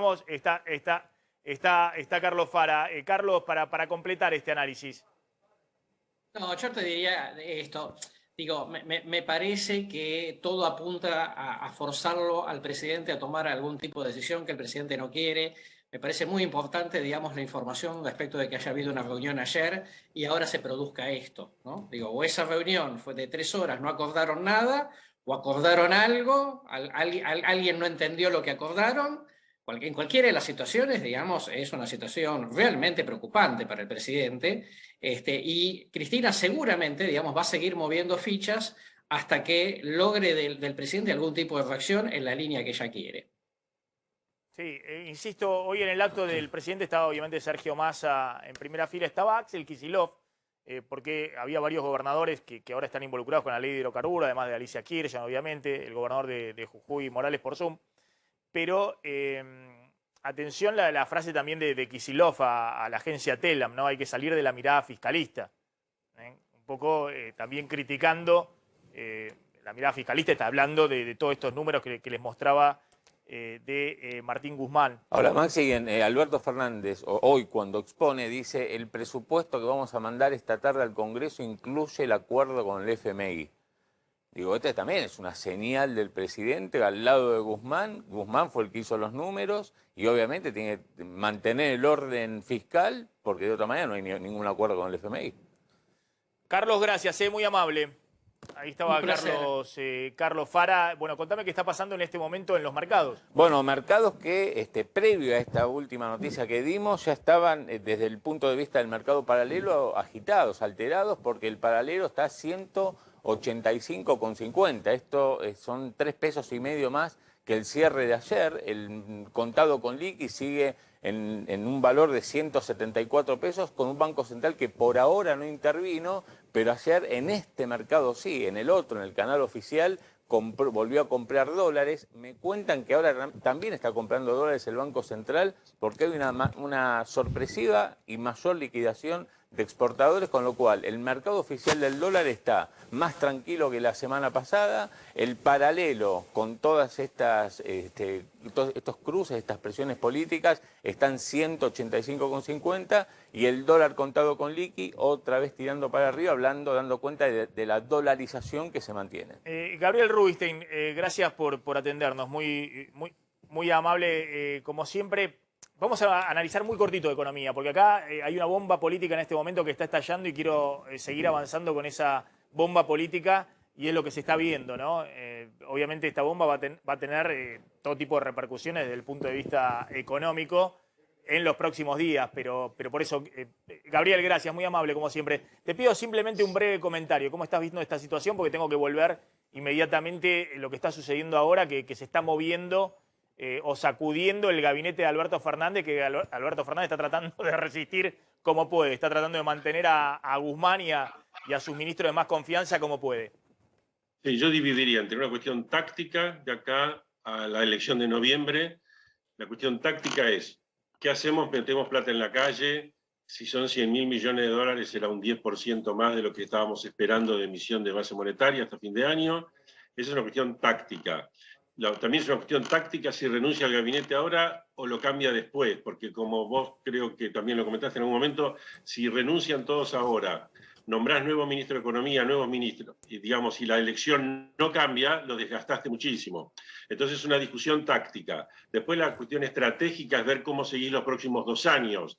Están dadas las condiciones para un mejor gradualismo, más exitoso, en función del acuerdo con el fondo y en función de que la perspectiva de cambio político va a serenar las cuestiones. Entonces vos podrías como gobierno repartir algunas cargas políticas para el ajuste, llamémosle así, aunque sea un ajuste bastante light, para que todos lo compartan y los próximos 2 años transiten de una manera mejor, que incluso yo creo que favorecería las chances del Frente de Todos en 2023, y esperar que la discusión ideológica de más estatismo, más liberalismo, trasladarla al 2023. O pueden ir por una cuestión, ya sea de león herido o porque quieran cambiar, y empiecen a los manotazos. Lo que pasa es que en vísperas de un acuerdo, si vas a hacer un acuerdo con el fondo, no podés pensar que toda la política monetaria va a ser, como decía Grabois u otro, dale fuerte a la maquinita y después reprimí a los empresarios.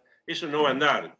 Entonces, si ya no va a andar, entonces tenemos que pensar que hay una cuestión táctica, que quizás ahora hagan un poquito de eso, pero después van a tener que pensar cómo va a transitar los 2 años, y yo creo que si se moderan, van a lograr mejores resultados que si tratan desesperadamente de mover la estantería, porque como todos están comentando y sabés, enseguida va a haber repercusiones, la brecha se te puede ir al 150, 200, es un camino que no tiene salida, Claro. Y si el fiscal, con el fondo no vas a poder acordar tampoco, vas a ir a default, todo va a ir muy mal. Entonces la mesa está servida para un gradualismo bastante exitoso, de bajar el déficit, bajar la inflación, bajar las brechas cambiarias, y eso puede ser bueno para todos. Pero bueno, hay que ver, ¿viste? Porque con el gobierno a veces no... Ahora, Gabriel, bueno, parece ser el camino que quiere tomar Alberto Fernández. La pregunta es si podrá sostener eso políticamente. Digo, parece ser el camino que quiere tomar Alberto Fernández porque lo planta hoy a Guzmán en el centro del escenario, le hace presentar no solamente la ley de hidrocarburos, sino su programa económico. Guzmán hoy presenta también el presupuesto, Alberto Fernández dice que incluye el acuerdo con el fondo. Y además Guzmán mencionando que él está buscando que la recuperación económica sea sostenible en el tiempo. Está hablando de que está buscando que no haya una nueva crisis cambiaria, ¿no? Básicamente. Claro, pero yo diferenciaría, porque a lo mejor, suponete que el cristianismo llegaran a la conclusión, mira, para obtener más votos necesitamos hoy sacarlo a Guzmán. Mañana vendrán Redrado, Álvarez Agis, Costa, y van a ser más o menos quizá lo mismo. Pero hoy necesitamos cambiar figuras. ¿Pero por qué? Porque necesitamos recuperar más votos. Y nosotros llegamos a la conclusión de que con eso recuperamos más votos. Eso sería táctico. Es para decir, optimizar noviembre. El tema es que establece el tumor. ¿Y después qué? Por ahí después prevalece la moderación porque les conviene a todos, o no. Yo creo que les conviene a todos. Pero por eso creo que hay que diferenciar lo táctico de acá a noviembre, estratégico, que son los próximos 2 años. Lo que vos decís es, mirá, si quieren usar 100.000 millones de pesos, más o menos, para recomposición de ingresos y demás, con estos anuncios, digamos, que se venían de alguna manera anticipando y demás, de bono jubilado, bono AUH y demás, bueno, en el esquema que estás y con los números fiscales que tenés, no va a ser gran diferencia. El tema es acá cuál es el rumbo, si efectivamente van a ratificar un rumbo o si van a pegar un giro en la política económica. Claro, yo creo que si Alberto Fernández aplica a la economía lo que aplicó en su momento con Rodríguez Larreta, con la vacunación, con el acuerdo, le va a ir mejor que si radicaliza. Pero también a Cristina le va a ir mejor. Ahora, si ellos piensan otra cosa, lo veremos. Por eso yo ahora puedo entender que hay movimientos tácticos más disruptivos para decir, pongamos más plata y cambiemos algunas figuras de gabinete porque queremos tener un poco más de votos en noviembre. Ok, eso puede ser o no. Ahora, si el cambio de rumbo es general, y llevaría incluso teníamos que pensar que no quieren acordar con el fondo. Y eso ya sería entrar en una dinámica muy complicada. Entonces yo creo que va a prevalecer la moderación en 2022 y 2023. Bien. Y ahora estos son ruidos tácticos para optimizar la elección de noviembre. Gabriel, simplemente, no quiero andar mucho, lo llamamos a ver si quería explicar esto al director del Banco Nación, a Claudio Lozano, porque generó mucho ruido, después incluso tuvo que salir a emitir un comunicado en el cual decía que era a título personal, porque obviamente, imagínense, un funcionario del Banco Nación, que forma parte, si se quiere, de todo el equipo económico, salía a decir esto, ¿no? ¿Por qué no ensayamos la discusión de una moneda no convertible a divisas para financiar la política social y la recuperación de la capacidad de consumo? Una moneda que tenga todas las funciones, pero que no se pueda cambiar por dólar. Esto decía Claudio Lozano. Bueno, esto ha generado, pongamos un poco el graph para anclar este tema, por favor, porque esto ha generado, obviamente, mucha incertidumbre, si se quiere, dentro también del gobierno. Le han pedido de Economía que salga a aclarar que era a título personal y que no era algo que el gobierno estuviera estudiando, digamos. Que estuvieran estudiando. Pero Sí, claro, Maxi. no sé, ¿querés explicar vos o Sí, explico, yo te diría, o para explico mí- yo? para Porque eso no se podría hacer. No, mira, te digo, para mí es una tontería. Es como emitir un patacón. Está bien, el patacón lo cambiarás contra pesos, valdrá el 50% de su valor y después con los pesos compras dólares. No tiene ningún sentido. Es una Claro. cuasimoneda. Es decir, imitamos alguna cuasimoneda para repartir, pero no tiene sentido. Sería una maniobra desesperada y mostraría un deterioro que no tiene sentido avanzar por ese lado. Claro, está muy claro, ¿no? Porque, a ver, es muy sencillo de entender. Si vos, Guzmán dice que no quiere emitir mucho, pasarse con la emisión monetaria, porque se va a la brecha cambiaria, se va al dólar blue, se va a los dólares alternativos. No necesariamente lo que está diciendo Guzmán es que si vos le das a un jubilado más plata, te va a ir a comprar dólares, o alguien que compra con la UH. No necesariamente está diciendo eso.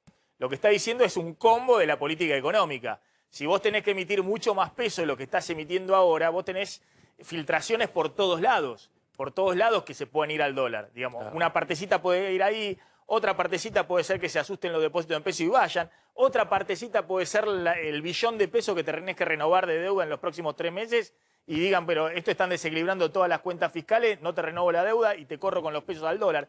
Ahora, si vos emitís una nueva moneda, obviamente, además que tendría un costo político difícil de implementar, para pagarle a alguien para que vaya y compre, no sé, harina, fideos y demás, bueno, obviamente el comerciante que toma esa moneda, una moneda que no se pueda cambiar por dólares, el comerciante que, aunque pueda servir para pagar impuestos, lo que fuera, lo que ya ocurrió con los patacones y con todas las cuasimonedas que hubo en el 2012 en la Argentina, obviamente el comerciante lo primero que va a hacer es pegarle una podada terrible al tipo que va con esa cuasimoneda a comprar alimentos. Le va a remarcar especialmente todos los precios.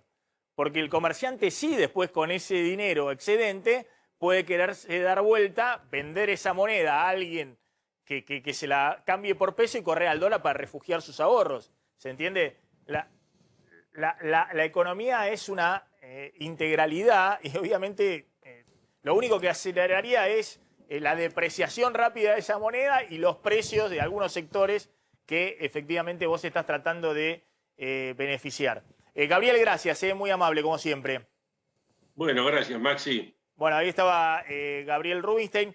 Está caliente en este momento la información que está llegando de Casa de Gobierno. Mostremos al menos Casa de Gobierno porque está caliente, está que arde ahí la situación respecto a las renuncias que se están poniendo a disposición de funcionarios, obviamente Cristina Puro, de funcionarios de la Cámpora, o que reportan directamente a Cristina Fernández de Kirchner como una forma de presionar al presidente de la Nación para que realice cambios en su gabinete y básicamente le apuntan a los ministros que Alberto Fernández quiere sostener. Claro, ministros que ya presentaron renuncia, el ministro de Justicia Soria, el de Ciencias Alvareza, Luana Volkovich, que no es ministro, pero está la titular al frente del PAMI, y Raberta está al la frente titular del ANSES. ANSES. Y hay alguna versión de que podría sumarse Ferraresi, el ministro Ferraresi, el ministro de Obras Públicas. El ministro de Infraestructura. Que es el intendente de Avellaneda, alguien que también es línea directa con Cristina Fernández de Kirchner, ¿no? Claro. Hasta ahora no están enviando esa señal, pero bueno, en algún momento lo van a tener que hacer. Los ministros Alberto Fernández puros, ¿no? Estamos hablando de Guzmán en este momento, de Culfas, estamos hablando de Juan Zabaleta, el ministro de Desarrollo Social, el intendente de Hurlingham, estamos hablando del jefe de gabinete Santiago Cafiero. Es muy impresionante lo que estamos viendo, porque lo que estamos viendo es lo que dijimos, que era el gran riesgo que tenía Alberto Fernández al tomar en soledad. Es el presidente, pues, si quiere tomar en soledad la decisión que quiera, pero forma parte de una coalición y esa decisión que había tomado Alberto Fernández de ratificar a su ministro, empezando por Guzmán, y hace un ratito mostrándolo en primera línea Guzmán, y esto se conoce, la presentación de renuncias por todos lados, parece ser una respuesta a lo que hizo Alberto Fernández ratificándolo en público a Guzmán. Ahora Maxi dijo, Bueno, pero la última vez que vimos esto, que yo recuerdo por lo menos, fue cuando distintos ministros de la Alianza le presentan la renuncia a De la Rúa después de que López Murphy se presentó en público y anunció un ajuste, ¿te acordás?, sobre las universidades públicas, y mientras López Murphy estaba dando su discurso, ministros de la Alianza, que gobernaban en aquel momento, le presentaban la renuncia, ¿te acordás?, en público a De la Rúa. En aquel momento hubo también una oleada de renuncias para demostrar en ese momento descontento con Sí, lo que acá obviamente, bueno, en ese momento lo que estamos viendo era una fractura, ya se había producido la fractura con Chacho Álvarez y demás. Acá no, lo que estamos viendo es que le están exigiendo, o Cristina le está exigiendo, Kicillof y demás, no están rompiendo la coalición, al contrario. Creen que tienen que ir todos unidos, obviamente, a noviembre y seguir unidos hasta el 2023. Y Alberto Fernández también considera eso, ¿eh? Alberto Fernández, yo lo dije acá, que cuando tomó la decisión de, después de la elección, de ratificar a sus ministros, no estaba pensando ni por asomo en algún tipo de ruptura con Cristina Fernández de Kirchner. Al contrario, Alberto Fernández necesita a toda la coalición unida para seguir gobernando hasta el 2023.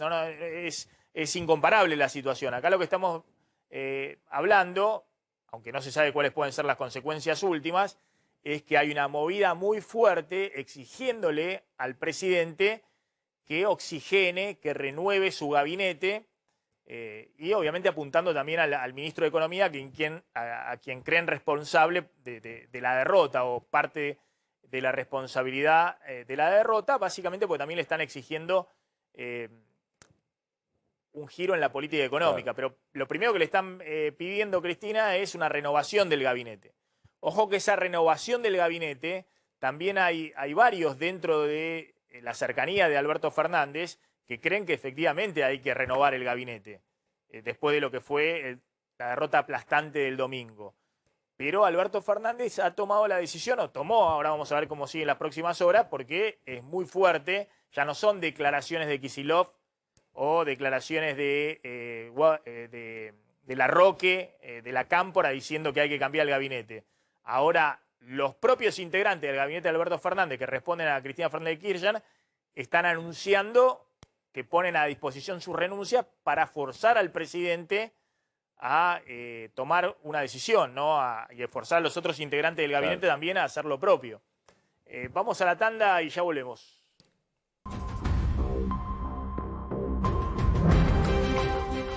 Bueno, pongamos la cara ahí de los ministros, la composición esa donde se ven todos los ministros juntos que han presentado en este momento la renuncia. Ahora, me voy acá. Ayúdame, Claudio, me voy acá a la pantalla. Si lo ponemos acá en la pantalla.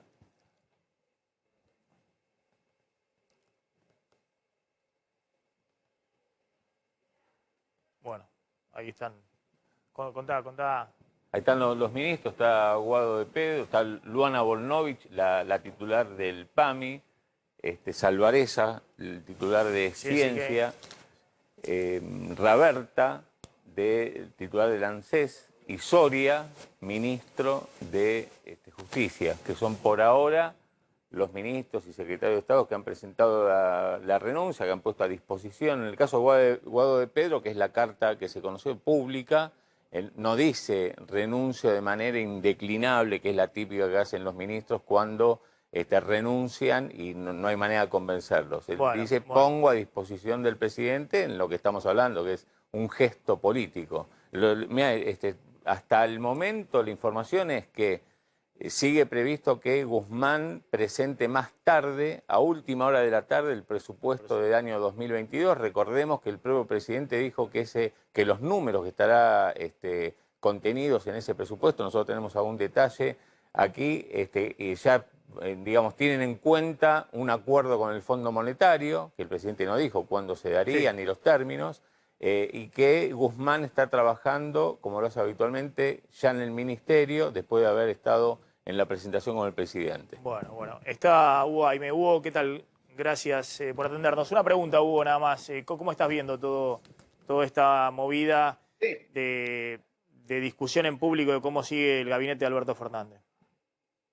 Y a mí me parece que era una contradicción que iba a saltar en algún momento. Acá en el gobierno, obviamente, hay dos visiones totalmente distintas sobre cómo había que llevar adelante el gobierno y también una interpretación disímil de por qué sucedió lo que sucedió en las elecciones. Y la tercera interpretación es cómo se continúa. Está claro, digamos, que el kirchnerismo piensa que esto es solo un problema que tiene que ver con llenar los bolsillos de dinero a la gente y pensar que con eso se recupera. Y también hay un cuestionamiento al modo de conducir del presidente.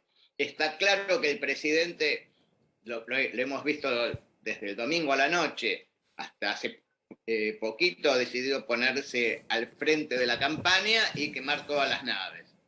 Entonces, en esas dos visiones estamos. Ahora,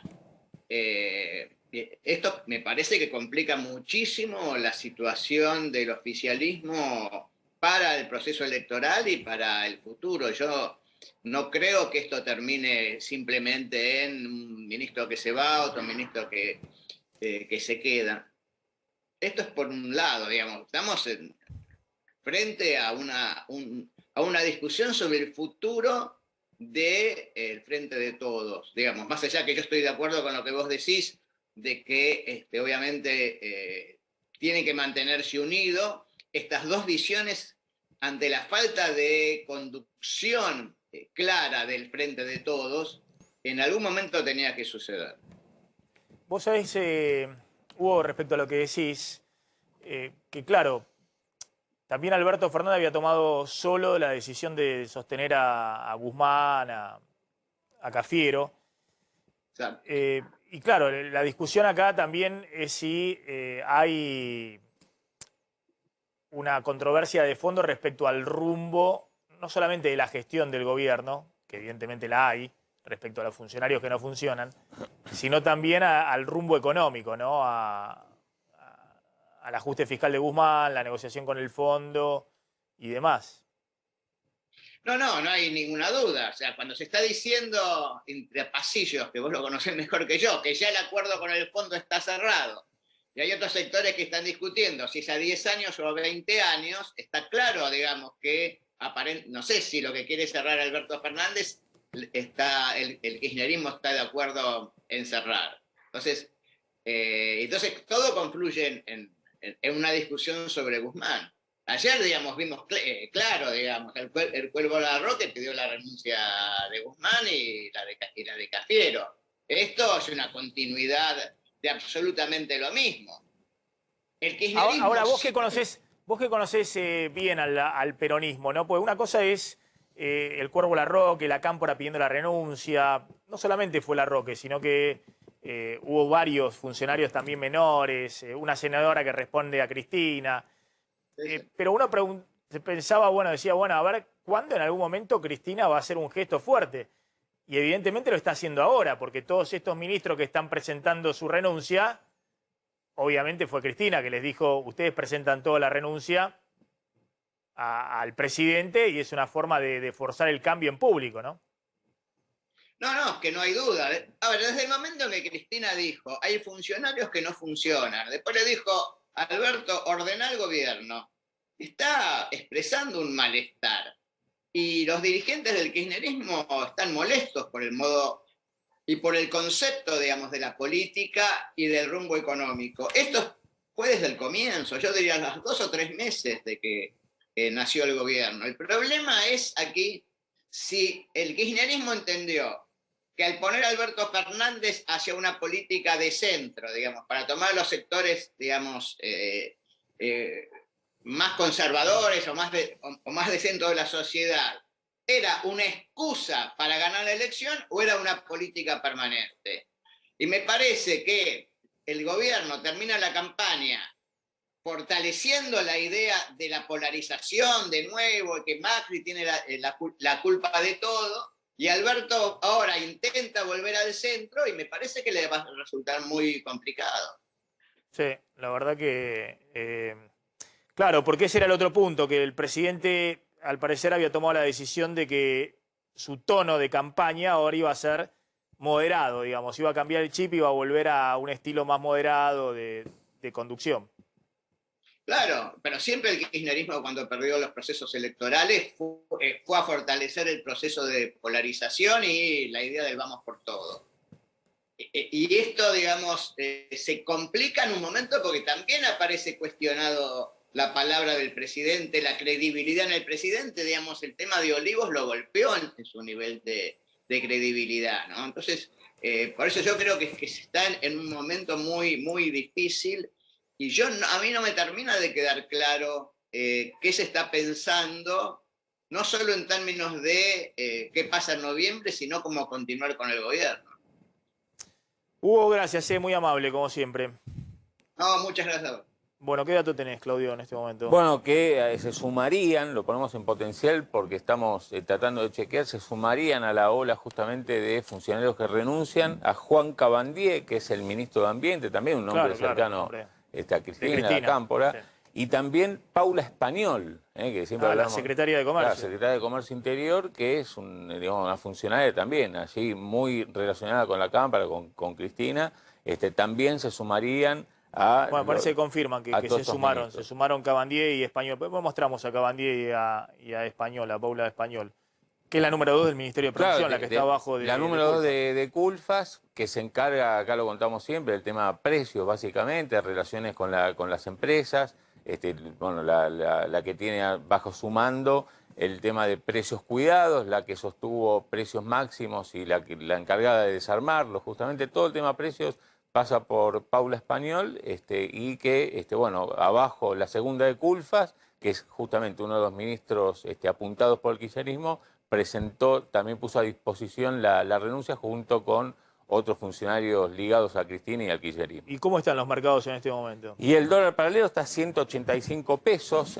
justamente marcando una suba de nada menos que 3 pesos respecto del cierre de ayer. El contado con liqui 174 también para arriba, sin intervención todavía del Banco Central. Y acá un dato, ¿te acordás? El lunes hablábamos de acciones y bonos argentinos que tanto aquí como en Wall Street, reflejo del resultado electoral, habían tenido precios totalmente para arriba. Ayer esa tendencia se cortó, marcaron precios para abajo, y en este contexto de incertidumbre y presiones y tironeos políticos, otra vez tenemos bonos y acciones, los bonos bajando 1,5%, y las acciones también con un leve retroceso, pero números en rojo, continuando la tendencia bajista que habían tenido el día de ayer, Maxi. Bueno, cuesta que contesten ahora los funcionarios en este momento, ¿no? Porque es una situación compleja desde el punto y porque de vista imagínate, Guzmán, Culfas, que estuvieron a la 1 del mediodía, estaban ahí en un acto público con discursos, en el caso de Guzmán, al lado del presidente, totalmente avalados. Bueno, una hora después, 1 hora y media después, estamos hablando de que hubo una ola de renuncias de sus colegas del ala kirchnerista y que los pone justamente en un serio aprieto, y me imagino que están, digamos, tratando de conectarse con el presidente a ver qué tienen que hacer, porque esto no estaba conversado de antemano. No, me dice alguien que están sorprendidos con la movida y que es una movida, reconocen que es una movida fuerte. No, claro, y porque eso te obliga justamente al presidente a tomar ahora sí decisiones en lo inmediato. ¿Qué hace con los ministros y los secretarios de Estado que le presentaron la renuncia? ¿Y qué hace con los ministros, básicamente con Guzmán y Culfas? Los que quiere proteger. Y claro, que hasta ahora los protegió hasta la 1 del mediodía. Tanda, ya volvemos.